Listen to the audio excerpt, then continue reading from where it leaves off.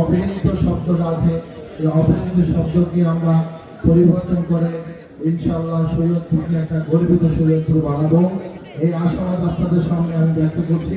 আর আমি আপনাদের সামনে বক্তব্য দেওয়ার কিছু নাই, কারণ আমি গত 3 মাস আপনাদেরকে যে বক্তব্য দিচ্ছি, যে কথা বলছি, আমি আমার পরিবারের মাঝে, শরীয়তপুর পরিবারের মাঝে যে কথা বলছি তার একটাই উদ্দেশ্য, আর সেটা হলো এই, আমরা সকল ভেদাভেদ ভুলে গিয়ে, সকল ধর্ম বর্ণ, সকল মত পথ ভুলে গিয়ে আমরা আমাদের এই প্রিয় শরীয়তপুরকে আমরা সকল প্রকার সকল অশান্তি থেকে মুক্ত করে আমরা শান্তির সম্প্রীতি, একটা সৌহার্দ্যের, একটা ভালোবাসার শরীয়তপুর বানানোর লক্ষ্যে আমরা গত 3 মাস আমি আমার পরিবারের প্রত্যেকের কাছে যাচ্ছি।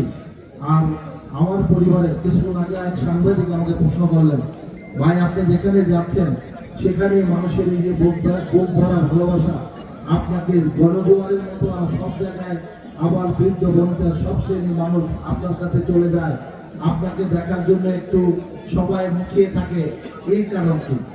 আমি বলেছি এটা হচ্ছে এই দেশের, আমার পরিবারের, আমার প্রত্যেকটা শরীয়তপুর মানুষের আমার প্রতি ভালোবাসা, আপনাদের আল্লাহর রহমতে, এটা আল্লাহর বিশেষ দয়া আমার উপর, আমার পরিবার শরীয়তপুরের প্রতি। আমি শুধু এইটুকু বলবো যে আমরা আর কোনো শরীয়তপুরে হিংসা চাই না। আপনাকে চান? আমরা আগামী দিনে সবাই রাজনৈতিক বক্তব্য দেয়, আমি কোনো রাজনৈতিক নেতা নয়, আমি আপনার সন্তান, আপনার ভাই।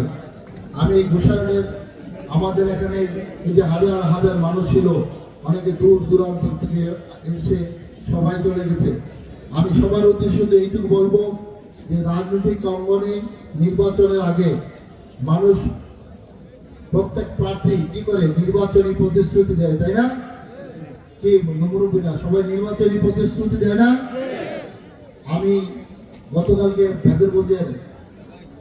ভেদরগঞ্জে আমাদের একটা অনুষ্ঠান ছিল এভাবে, সেখানে ভেদরগঞ্জেও হাজার হাজার মানুষের সমাবেশ ঘটেছে।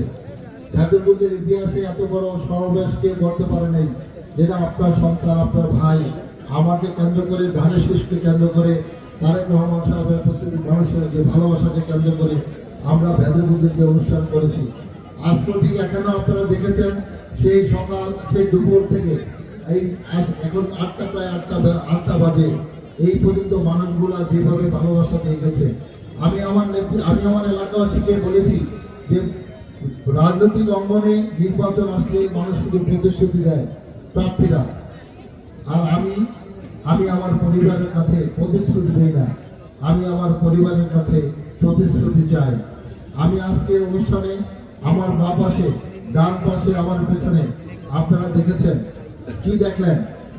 গোসাইরহাটের ইতিহাসে আজকের যে অনুষ্ঠান আপনারা করলেন, আজকের এই অনুষ্ঠানে যারা উপস্থিত হলেন, এই মিলন মেলা আপনারা কখনো দেখেছেন? এই যে মানুষের ভালোবাসা আপনার সন্তানের প্রতি, আপনার ভাইয়ের প্রতি, আমি মানুষগুলোর প্রতি, আমার পরিবারের, সেই জন্য আমি আল্লাহর কাছে শুকরিয়া প্রকাশ করছি। আর আমার গোসাইরহাটের প্রত্যেক মানুষের প্রতি, শরীয়তপুর 3-এর প্রত্যেক মানুষের প্রতি, আমার পুরো শরীয়তপুরের প্রত্যেকটা সদস্যের প্রতি আমি কৃতজ্ঞতা এবং ধন্যবাদ জানাচ্ছি। আমি জানি না মাত্র 3 মাসের মধ্যে শরীয়তপুরে কি হয়ে গেল।